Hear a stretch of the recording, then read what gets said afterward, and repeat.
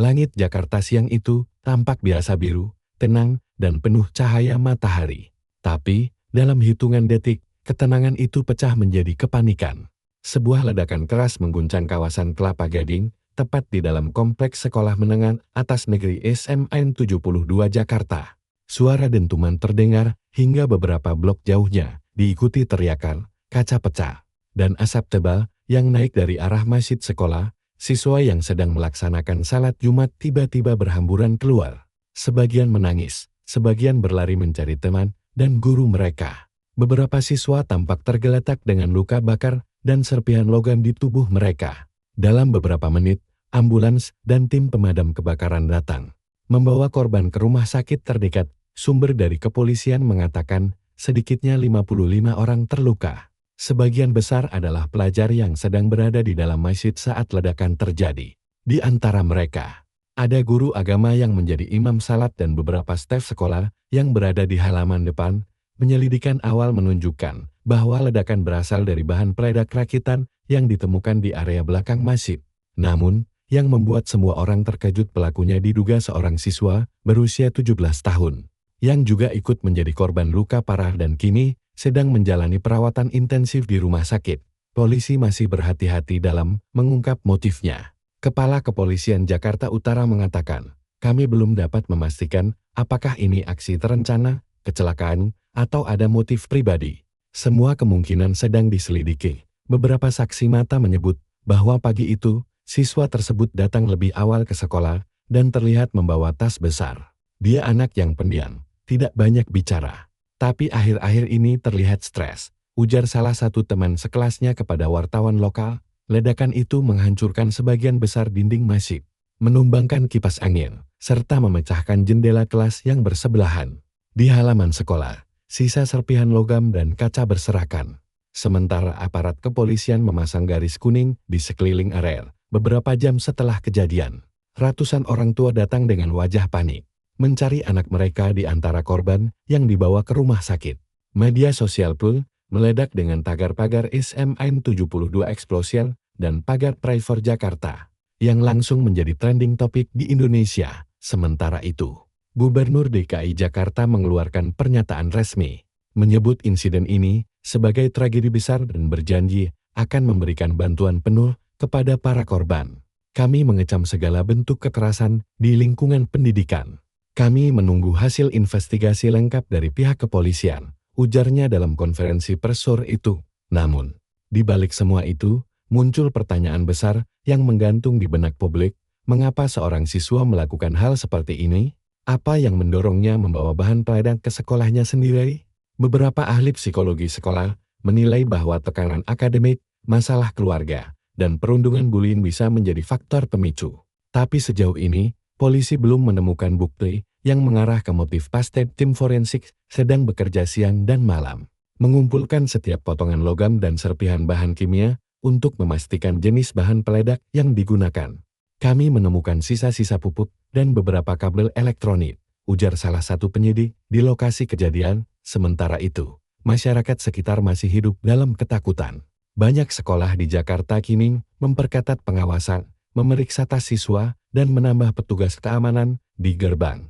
Seorang ibu berkata, saya tidak pernah menyangka hal seperti ini bisa terjadi di sekolah. Anak saya masih trauma, dia tidak mau kembali ke kelas. Media nasional terus menyorot peristiwa ini dari berbagai sudut, dari rekaman CCTV, testimoni korban, hingga kronologi detik demi detik sebelum ledakan. Beberapa saluran berita bahkan menyiarkan ulang momen kepanikan di halaman sekolah, memperlihatkan siswa yang berlari sambil berteriak meminta tolong. Namun di tengah semua kekacauan itu, ada satu detail kecil yang belum terungkap ke publik. Sebuah catatan yang ditemukan di meja pelaku, dengan tulisan tangan berisi beberapa kalimat misterius.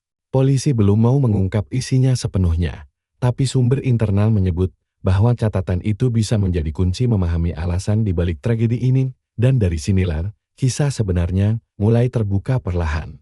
Malam setelah ledakan itu, suasana di Jakarta masih belum tenang. Di sekitar SMN 72, garis polisi masih terbentang, sementara lampu-lampu mobil patroli terus menyala. Beberapa wartawan masih berjaga di depan gerbang sekolah, menunggu setiap update dari kepolisian. Namun di dalam ruang penyidikan, para investigator akhirnya menemukan sesuatu yang mengubah arah kasus ini. Dari hasil olah tempat kejadian, polisi menemukan sebuah buku catatan kecil berwarna hitam di dalam tas pelaku. Catatan itu penuh dengan tulisan tangan yang tidak beraturan, sebagian berupa kalimat marah, sebagian lain tampak seperti curahan hati seseorang yang tertekan. Di salah satu halaman tertulis, mereka semua tertawa, tapi tak ada yang mau mendengarkan. Aku hanya ingin semuanya berhenti. Kalimat itu membuat penyidik berhenti sejenak. Polisi mulai mendalami kehidupan pribadi remaja itu. Dari keterangan teman-temannya, pelaku dikenal pendiam, jarang bergaul, dan belakangan sering bolos pelajaran. Beberapa siswa menyebut bahwa ia sering menjadi sasaran ejekan di media sosial sekolah. Salah satu teman sekelasnya bercerita kepada media, dia sering duduk sendirian di pojok kelas, kadang menatap kosong keluar jendela. Aku pikir dia cuma lelah, tapi ternyata lebih dari itu. Investigasi lebih lanjut mengungkap bahwa 2 minggu sebelum insiden, remaja itu membeli beberapa bahan kimia dari toko daring menggunakan identitas palsu. Transaksi itu kini menjadi bukti kunci. Polisi juga menemukan rekaman CCTV yang memperlihatkan dirinya masuk ke area masjid membawa tas besar sekitar 15 menit sebelum ledakan. Namun, yang paling mengejutkan dari hasil pemeriksaan forensik, ditemukan bahwa bom rakitan itu tidak sepenuhnya aktif. Artinya, kemungkinan besar, niat awalnya bukan untuk membunuh banyak orang, tapi hanya menarik perhatian. Salah satu penyidik berkata, kami menduga dia ingin membuat ledakan kecil sebagai bentuk protes atau ekspresi frustrasi. Tapi perhitungannya salah, dan daya ledak menjadi jauh lebih besar dari yang ia pikirkan. Kabar ini membuat publik semakin terpukul. Di media sosial, muncul perdebatan besar antara yang menyalahkan sistem pendidikan dan yang menilai peran orang tua dalam membimbing anak. Tagar-pagar Stop Bullying Indonesia mulai trending bersamaan dengan pagar Pry-Forsman 72. Pemerintah pun bereaksi cepat. Menteri Pendidikan Indonesia mengumumkan bahwa seluruh sekolah akan segera mendapatkan program konseling wajib dan pemeriksaan kesehatan mental bagi siswa. Tragedi ini menjadi pengingat bahwa setiap anak yang diam bisa saja sedang berteriak di dalam, ujarnya dengan nada serius. Di sisi lain, sekolah SMN 72 kini menjadi tempat yang sunyi. Bangku-bangku masih berserakan, kaca jendela pecah, dan masjid yang dulu menjadi tempat ibadah kini ditutupi tarpal biru. Guru-guru dan siswa menyalakan lilin di depan gerbang, mengheningkan cipta untuk teman-teman mereka yang terluka. Sementara itu, pelaku remaja 17 tahun yang terluka parah kini dirawat di ruang isolasi rumah sakit polisi. Ia belum bisa berbicara. Namun dari hasil wawancara dengan orang tuanya, diketahui bahwa ia mengalami tekanan berat karena nilai akademiknya menurun dan sering dimarahi di rumah. Ayahnya berkata dengan suara gemetar, kami tidak tahu dia sampai sejauh ini. Kami hanya ingin dia sembuh dan menyesali semuanya. Publik kini terbagi dua, sebagian menuntut hukuman tegas, sebagian lain memohon pendekatan kemanusiaan. Psikolog dari Universitas Indonesia menyebut kasus ini sebagai bom sosial yang lahir dari tekanan sistemik. Hari berganti minggu, polisi akhirnya merilis hasil penyelidikan resmi. Mereka menyimpulkan bahwa tidak ada keterlibatan jaringan teroris. Insiden ini adalah tindakan individual yang dipicu depresi berat dan perundungan. Dalam konferensi pers terakhir, Kepala Kepolisian mengatakan, kita tidak sedang berhadapan dengan pelaku kriminal biasa. Kita berhadapan dengan tragedi seorang anak muda yang kehilangan arah. Rekaman CCTV dan bukti digital kini diamankan. Sementara pihak sekolah berjanji akan memperbaiki sistem keamanan dan membangun kembali masjid yang hancur. Masyarakat sekitar juga bergotong royong membantu proses renovasi. Namun, di balik semua pernyataan dan laporan resmi itu, ada luka yang tidak bisa sembuh, begitu saja trauma yang akan membekas pada setiap siswa yang hari itu mendengar suara ledakan dan melihat teman-teman mereka berdarah di lantai masjid di malam penutupan laporan investigasi. Sebuah upacara kecil digelar di halaman SMN 72.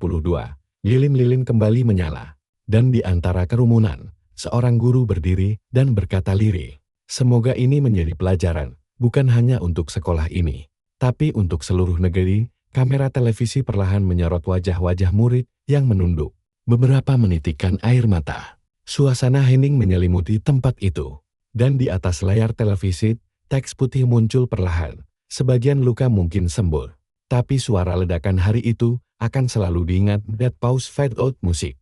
Dan untuk kalian yang ingin terus mengikuti perkembangan kasus ini, jangan lupa subscribe channel ini. Karena kami akan terus memberikan update terbaru dari investigasi ISM-AIN 72 Jakarta dan kisah-kisah nyata lain yang membuka mata kita tentang pentingnya empati, keamanan, dan kesehatan mental di sekolah. Terima kasih telah menonton. Stay informed, stay aware, dan jaga sesama.